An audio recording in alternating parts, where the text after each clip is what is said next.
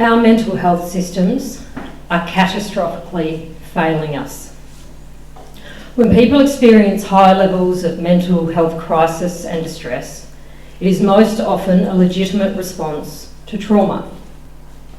Within our mental health systems, the response is to frame it as a medical issue, which locates the source of the problem within the individual and is disconnecting, isolating, stigmatising, largely ineffective, and often harmful. Current approaches to people's safety within these systems focuses on risk reduction and risk management.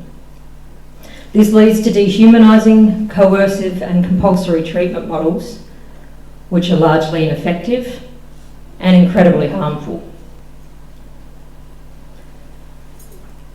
These same systems are still where almost all the funding for mental health is directed, where expertise is sought, and where traditional perspectives with power are upheld. What if I told you that we have decades of wisdom, knowledge and evidence formed through the courage and grit of lived experience that can transform our society's response to mental health? And what if I told you that governments know that? They have extensive advice and evidence through expensive royal commissions and reform processes that say that lived experience leadership is foundational to a humane, compassionate and inclusive mental health system. Yet lived experience-led approaches continue to be framed as a risky alternative, particularly by those in power, leading to limited opportunity for investment and exploration. In the very early days of 2004, I experienced what is technically referred to as a drug-induced psychosis. My experience of that time was that I lost my mind, and it was life-shattering. I felt like the earth had been ripped out from underneath me and any sense of stability and safety was taken away. For the 8 years following, I lived in a constant state of fear that presented with crippling anxiety, disassociation, all kinds of phobias, as well as physical symptoms, involuntary twitching, constant chest pain, and a deep and endless fatigue. I felt like there was a thick fog separating me from the rest of the world, and while everybody else thought I was okay, I could not feel joy and I could not see beauty.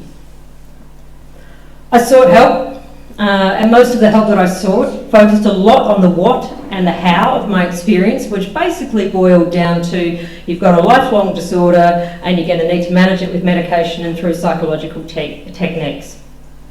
This was woefully inadequate from my perspective and didn't give me any opportunity to explore and understand my why.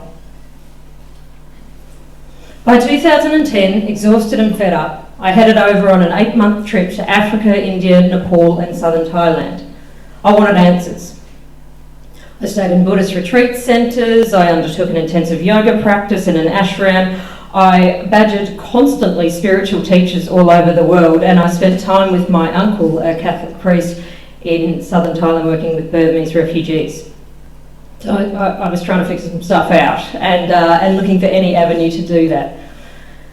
Then a turning point came in the Himalayas. I was up there on a 6-day trip, just me and a guide, and every night the guide would disappear and he would go down and spend time with the villagers, leaving me totally alone.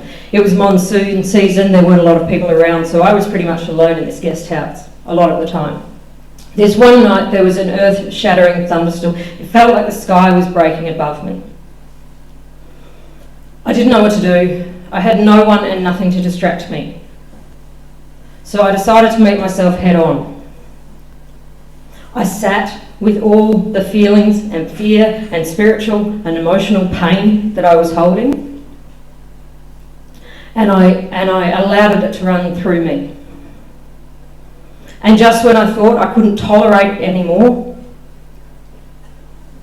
a little bit of light came. That night lit a spark in me that started a journey that made me believe that maybe I could live with myself, forgive myself, and even trust myself.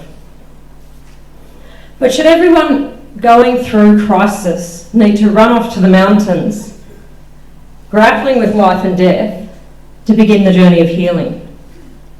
Not super practical. And even if that was a good idea, I was incredibly privileged to be able to do it. I had the money and I had the time. I could walk away from my life at home and go on this journey. And if it feels safer and smarter to do something like that than to access support through our mental health systems, then what the hell are they for? I believe everyone experiencing crisis and distress deserves the opportunity to explore and understand our own why, in our own way, in our own time. But to do that, unlike my experience, in ways that are connected, that are held, that are accessible, and that are safe. Lived experience-led approaches offer us just that. They are founded on the stories and learning of survival, resilience, and resistance. At the core is person-to-person support, where no one is the expert and the person experiencing distress is understood to be the best judge of what is best for them and offered guidance to explore that through relational and holistic modes of healing. Lived experience-led approaches have evolved to challenge and transform how we understand and conceptualise mental health in our society. They offer sophisticated and contemporary solutions that seek to do a couple of critical things. Firstly, locate mental health experiences as interconnected with the social, cultural, and political conditions of our lives. They can hold the concepts of marginalisation, discrimination, systemic oppression and injustice, racism and colonisation. They also seek to radically disrupt and repair the impacts of a broken mental health system that is too often coercive, culturally unsafe, and dominated by a biomedical model that is simply unsuitable a lot of the time. They seek to offer ways of working alongside people that is grounded in connection, compassion, respect, and love. And that appreciates that maybe, just maybe, these experiences are our brain, heart, and soul's best way of protecting us and are trying to tell us something important. We have evidence around lived experience approaches. We already know they create more accountable, quality and safe experiences of care, that there's a greater focus on the person, there's more equitable relationships between services and the people that use them, and they foster hope. But to achieve the growth and adoption of lived experience-led approaches in a way that can really meaningfully affect change, we need redistribution of power to those of us with lived experience and the ideas and expertise that we hold. Somewhat unsurprisingly, old systems of power and their hierarchies proving quite hard to shift. Contributing to this is a concept my team and I have identified called the clinical ceiling.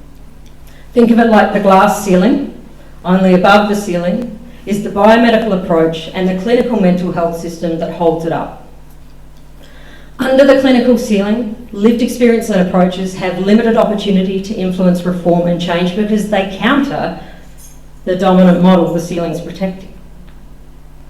Under the clinical ceiling, lived experience, expertise, wisdom and insight is invalidated, as are other critical forms of knowledge, such as those from First Nations, multicultural and queer communities and other holistic models of healing. The clinical ceiling positions the practitioner and the doctor as the expert and the decision maker of other people's lives. To maximise the potential of lived experience, leadership and to transform the mental health system, we need to smash through the clinical ceiling so that we can centre people as the experts of their own lives, while also offering space to fall apart, space to understand, space to grow and trust. To implement these approaches more broadly will require courage. Courage to take risks, courage to step into new ways of being and doing, to push beyond the biomedical model and its associated responses, to centre concepts such as intersectionality, equity, injustice, and how we design systems of support. And most importantly, to trust in the voices and perspectives of those who have lived it. We also need to call for and demand these approaches be funded, evaluated and expanded. And if we do that, if we push for it, if we make it known that that's what we want, and that's what we deserve, the greater the chance that on the day you or a loved one are in distress or crisis, when you may be having what are the darkest, worst moments of your life, that when you reach out for support, you will be listened to. You will be in control of your own experience. Your human rights will be upheld. Your race, your culture, your identity will be affirmed. So that maybe with time, connection and healing, you can move forward in a life defined by you.